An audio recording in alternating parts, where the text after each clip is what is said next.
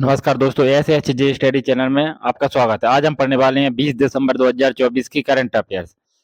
आप हमारे चैनल को सब्सक्राइब कर लें, जिससे आपको इसी तरीके की वीडियो मिलती रहेंगी। पहला प्रश्न है, हाल ही में गोवा मुक्ति दिवस कब मनाया गया है? तो ये मनाया गया 19 दिसंबर को।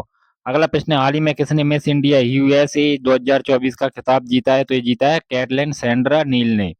अगला प्रश्न है, हाल ही में शंकर शर्मा को भारत में किस देश का राजदूत नियुक्त किया गया है? तो ये है नेपाल के, जिनको भारत में राजदूत नियुक्त किया गया है।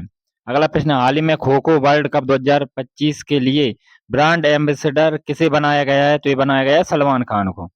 अगला प्रश्न, हाल ही में किसे अमेरिकी नौसेना का सर्वोच्च सम्मान मिला है? तो ये मिला है टॉम क्रूज को।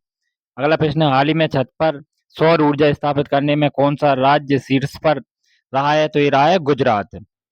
अगला प्रश्न, हाल ही में किस देश ने भारतीय स्टार्टअप्स के साथ मिलकर अंतरिक्ष मलबे से निपटने के लिए लेजर और लेस उपग्रह का अध्ययन करने का फैसला किया है? तो ये किया है जापान के साथ भारत ने।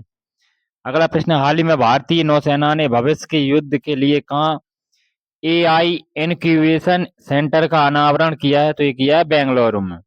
अगला प्रश्न, हाल ही में किसी एसबीआई का प्रबंध निदेशक नियुक्त किया गया है? तो ये किया गया है राम मोहन राव अमारा को।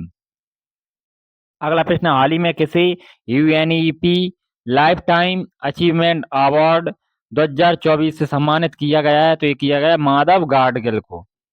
अगला प्रश्न, हाल ही में किस राज्य का मसाली गांव सौर ऊर्जा से चलने वाला देश का पहला सीमावर्ती गांव है? तो ये है गुजरात का मसाली गांव। अगला प्रश्न, हाल ही में हिंदी के लिए साहित्य अकादमी पुरस्कार 2024 किसे प्रदान किया गया है? तो ये किया गया है गगन गिल को।